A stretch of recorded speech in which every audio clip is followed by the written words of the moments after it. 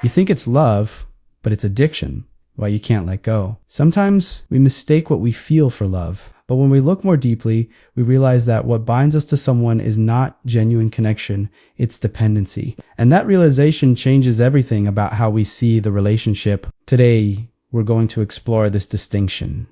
Is it truly love, or is it a form of psychological addiction? People with dependent personality patterns often confuse need with affection, but what they experience is not just the desire to be with someone, it's the overwhelming fear of losing them. For these individuals, the relationship doesn't need to end for distress to begin. The mere possibility of loss is enough to trigger panic, and this internal alarm pulls them back again and again into the same cycle, no matter how harmful it becomes. So how does this cycle work? Why do some people feel drained in a relationship but still find it impossible to leave? This is where neurobiology steps in. The brain's reward system, when exposed to unpredictable reinforcement, reacts just like it does in substance addiction, okay?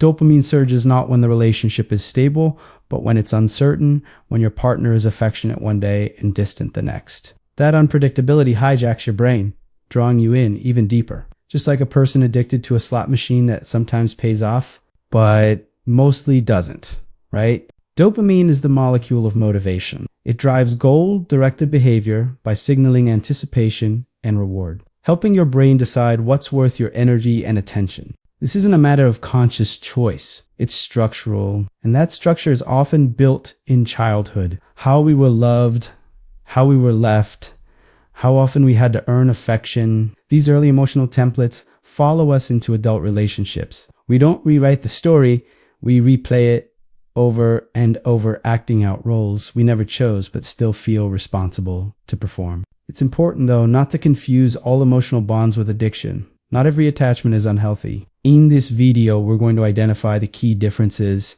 understand where this dependency comes from, and explore how to step out of it, okay? Because once you recognize that you're not just holding on to a person, you're trapped in a pattern, that's when freedom begins. That's when healing can start. And that's when love stops feeling like a prison and starts becoming a choice. When you can say, yes, I want to stay with this person. I'm not searching for someone better. Their presence is enough for me. That is what we call secure attachment. It's a relationship grounded in calm acceptance, not comparison. You know, your partner is not perfect, but you don't look for someone else to fill the gaps. This is what healthy emotional bonding looks like. Quiet confidence without desperation, right? Dependency, on the other hand, is the feeling that you only exist as long as someone else loves you. If their love is present, you feel whole. But if it disappears, that's when the mind creates a dramatic fantasy. I can't live without them. Even though this isn't physically true, you continue to breathe, move, live. The emotional response feels like collapse. A profound emptiness sets in simply from being apart. In psychology, this is known as a dependent personality pattern, and in some ways, it resembles borderline personality structure. A person with borderline traits responds to the possibility of separation with intense anger. The fear of abandonment triggers emotional chaos. They may push their partner away one moment, only to pull them back the next. Their emotional state is volatile, swinging between love and rage, okay? But dependency presents differently. Instead of anger, there's clinging. Instead of fear, there's neediness. These individuals tend to appear quieter, more compliant, more agreeable. They suppress their needs to avoid conflict, allow their boundaries to be crossed, and often sacrifice their identity, all to prevent the other person from leaving. Their internal message is simple. As long as they love me, I am safe. But this is not love. It's a survival strategy. The brain codes the partner's presence as emotional oxygen. And when that oxygen is cut off, panic ensues. What we're looking at here is not mature intimacy, but rather a fragile sense of self that leans on the relationship like a crutch. And unless that self is strengthened, the relationship becomes a place of fear, not freedom. Don't forget to subscribe. Dependency means handing over your internal sense of wholeness to someone else. And one of the clearest signs of this dynamic is simple. No matter how damaging the relationship becomes, you can't leave. There's a phrase you've probably heard often. It captures this experience perfectly. I know this is into G for me, but I just can't let go. That sentence is perhaps the most raw definition of a dependent relationship. You might be in a toxic relationship. It wears you down. Even your friends have started pointing out how much it's draining you, but you still can't walk away because your mind whispers, I'd rather endure this pain than be alone. And this is where critical confusion begins. Pain and love start to blur. At this point, the brain's impulsive attachment system kicks in. Despite the suffering, your mind begins to normalize staying. The relationship no longer feels like a safe harbor. It becomes a familiar zone of pain. And here's the thing. The human brain often prefers the familiar, even if it hurts. Familiarity means predictability, and in the brain's survival algorithm, predictability is always coded as safer. Psychologists describe this as the continuation of behavior even after the expectation of reward is gone. In other words, knowing something is hurting you isn't enough to make you stop, because behavior is not maintained by logic. It's driven by emotional encoding, okay? That's why you need to ask yourself, what does this relationship represent for you? Most of the time, this kind of attachment is an echo of emotional neglect or fear of abandonment from childhood. You may not be clinging to the person themselves, but to the feeling they symbolize when they leave. It's not just your partner you're losing. It's an old wound being reopened, and that's why you can't let go. But this cycle can be broken, and it doesn't start with information.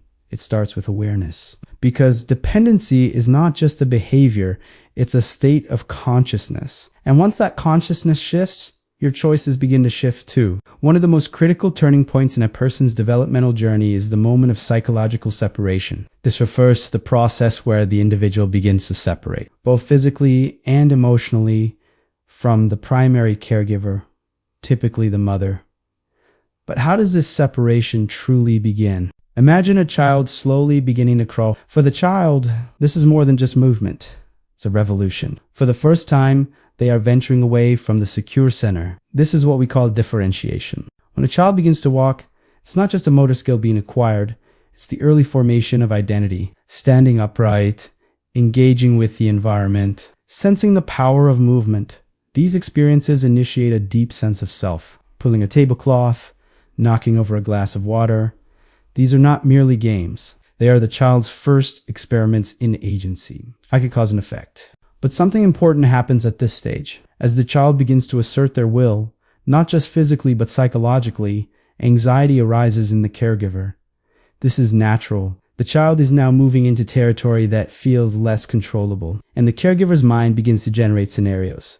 What if they get hurt? What if something goes wrong? If this anxiety is not managed well, it often triggers a suppressive reflex. The parent, in an effort to protect, may begin to impose subtle restrictions. And this is where the child SE individuation, the development of their own sense of self, can be disrupted. These restrictions are often not intentional. A child wants to go outside. The parent responds, if you walk out that door, don't ever talk to me again. Or, if you do this, I won't be here. Such language creates a powerful association in the child's mind. If I become myself, I will lose love. And this, right here, is the foundation of dependent personality patterns. The child learns that expressing autonomy may cost them affection, so they begin to suppress their own decisions, waiting instead for approval. This is why so many adult-dependent relationships are actually unresolved extensions of this early developmental stage. The adult is not attached merely to their partner. They are emotionally clinging to the symbolic figure of the caregiver. When that figure is present, they feel safe. Okay? When it is gone, anxiety sets in. And here's the critical distinction. If during early development, a person is both loved and allowed to become their own individual, then their future bonds are secure. But if that balance is never achieved, love becomes dependency. Today, I want you to ask yourself a simple but profound question. Were you encouraged as a child? When you made a decision, when you said, this is what I want, was there someone in your life who responded, great, it's your choice. We support you. Or was every decision met with resistance or intervention? Even the smallest preferences, what to wear, who to be friends with, what to eat, were they subject to someone else's approval? This is critical because a person's capacity to make decisions begins in childhood, and the relationships formed with caregivers are the bedrock of this capacity. If a child is encouraged to make their own choices, they gradually develop into a confident, self-reliant individual. But if every decision is overridden, those mental decision-making muscles never fully develop. Don't forget to subscribe. In psychology, we call this ego strength or ego integrity, the maturity of the self-structure. If this structure remains underdeveloped, the individual grows up needing another person's energy to function because they've never learned to generate their own. Now, imagine this scene for a moment. A small child, vulnerable and wide-eyed, makes sense of the world through the presence of their mother. When she suddenly disappears, even for a moment, the child's mind fills with one overwhelming thought: I am alone, and this aloneness might destroy me. This is exactly what gets reactivated in adulthood when you experience the intense anxiety or suffocating fear that comes with the thought of losing a partner. Your mind isn't reacting to the present, it's replaying an old script. If they leave, I won't survive. This isn't random. It's the psychological reenactment of your early attachment patterns, what we call in psychology the restaging of attachment trauma. And in that scene, your current partner isn't alone. Standing behind them are your mother, your father, and every caregiving figure who ever directed your life. This is where dependent relationship patterns emerge. The individual becomes someone who cannot make decisions for themselves. So they attach to someone who can offer direction, not just for love, but because they feel lost without that guidance. Over time, this attachment transforms from emotional security into psychological necessity. And here lies the most tragic twist. Most people mistake this dependency for love, but what's really being felt is a deep, almost primal fear of separation. Because to be left is not just to be alone, it is to be directionless, which leads us to a powerful realization. If you're in a relationship, not because you want to be, but because you feel you must be. This isn't love. It's an unresolved wound from childhood, a wound of incomplete individuation, okay? And unless that wound is acknowledged and healed, building a truly healthy relationship is almost impossible. As we continue to explore these relationship dynamics, we need to talk about another powerful theory, learned dependency. Cultural codes within societies significantly shape individuals' perception of their roles in relationships. If a young girl grows up with the message, men should always lead, women must be compliant, understanding, patient, and obedient, then emotional attachment to a man becomes more than love. It becomes an identity, because now the belief is deeply embedded. I am only valuable when I am beside a man. I only exist when I serve him. If he's gone, then who am I? This belief structure prevents a woman from fully expressing her potential, because her very existence has been defined through devotion to another. And that definition is dangerously fragile. When the person she is devoted to disappears, her world collapses. Not just the relationship, but her entire sense of self. At this point, you must ask yourself, does this scenario feel familiar? Because this isn't just a personal issue. It is the result of intergenerational social conditioning. And in order to break free from that conditioning, you first have to become aware of it. That is exactly what we are doing here. Building awareness, and awareness is always the first step toward healing. Now let's move to the third, and perhaps most crucial point. Some individuals experience high levels of anxiety, not just in relationships, but across many areas of life. We call this generalized anxiety disorder. These individuals are in a constant state of internal alarm about work, health, friendships, and future plans. But then there are others whose anxiety is not global, but localized. Their lives are relatively balanced until it comes to romantic relationships. And the moment a partner is involved, the mind flips into panic mode. This is where we must make a critical distinction. If your anxiety is triggered specifically by your partner, this often points toward a dependent personality pattern. Because in this case, what you are experiencing is not just the absence of a person, it's the loss of internal equilibrium. And this imbalance operates like a mental catastrophe. If they're not here, neither am I. I can't live without them. Life is meaningless without them. These aren't just thoughts. They are deeply rooted negative hypnotic scripts you've been repeating to yourself. These scripts likely originated in childhood as deeply held beliefs, then solidified over time through repetition. And now, without realizing it, you reinforce them daily with every fearful inner monologue. This is where you need to pause and ask yourself the most important question. How can I free myself from this thought? Pay attention. Saying I can't live without them is a statement of finality, but asking how can I live without them is the beginning of a search, and only those who search will find. So here's my recommendation. Stop treating your thoughts as permanent truths. Start treating them as evolving processes. Don't command your mind, question it, because questions unlock the mind, and an unlocked mind begins the journey of transformation. Okay? Now, let's move on to the second core concept. This is one of the mind's most deceptive tricks. An intense emotional reaction to a catastrophe that hasn't even happened. No proof, just fear. Let's walk through a classic example. One of my clients comes in with a severe fear of dogs. I ask, how scared are you of dogs? The answer is instant, 11 out of 10. A starred 10. So I ask, how many times have you been bitten? Never. Has anyone close to you been attacked? No. Did you see something on TV? Maybe. I don't remember, but I'm terrified. Now, let's pause and look at what's happening here. This fear recentier responds to an actual threat. It's a mental reaction to an imagined scenario. There is no physical evidence, yet the person is already living the emotional pain of a possible trauma, one that hasn't occurred and likely never will. Now, bring this into your relationship. There may not even be a breakup.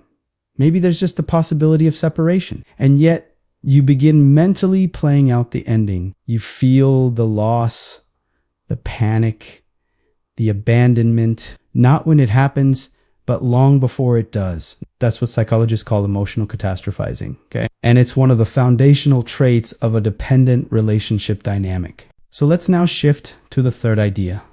A psychological challenge you're going to apply to yourself.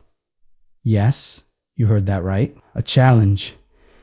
And let's be honest, we love challenges. Thanks to social media, we've all become wired for short-term goals and daily wins. So why not use that to your advantage? Up to this point, we're not training your muscles, we're rewiring your nervous system. Let's say you call or message your partner 10 times a day. Your first challenge, cut that number down to 5. Once you've done that successfully, bring it down to 3. If you ask to meet them 4 times a week, make it 3 or even 2. And in the time you free up, invest in your own friendships. Return to your hobbies. Reconnect with yourself. Each time you succeed, your brain gets the message. I'm still here. I'm still breathing, even without them. And every time that happens, new neural pathways begin to form. Slowly but surely, those old dependency circuits weaken. And that's when something powerful happens. You start to reclaim your inner strength. Over time, your brain begins to realize something fundamental. Life does not revolve around one single person. And this is a moment of neuroscientific clarity because your prefrontal cortex, the decision-making center, finally speaks up. It says, I existed before they came into my life. You were breathing, thinking, laughing, making plans. So why does it suddenly feel like life only began with them? This is called a neurological distortion, cognitive illusion. The mind, when overwhelmed by emotion, tends to center that emotion source as the core of your existence. But it's just that, an illusion, okay? This intense focus hijacks the brain's predictive machinery. It fuels thoughts like, I can't live without them. I'll never be happy again, or nothing has meaning without them. These aren't facts. They're unproven beliefs. And here's the critical reminder. A belief is not the same as reality. A belief is just a thought, and thoughts can change. Okay? Once you become aware of this, your limbic system, especially the amygdala, your internal alarm, begins to settle. Because now your brain starts to reintegrate. The emotional and logical centers begin to reconnect. And in that moment, you regain regulation over yourself. So yes, life without them is possible. And that's not just a rational statement. It's a biological fact. The brain adapts, the heart heals. Your sense of identity reforms. And with each step you take out of the illusion, you return closer to your authentic self. If what you heard today felt familiar or spoke to something inside you, I encourage you to share your thoughts in the comments. Someone else might read your words and find healing in them too. Just know, on this channel, you are not alone. And if this content has been helpful for you, don't forget to subscribe because here we grow stronger together.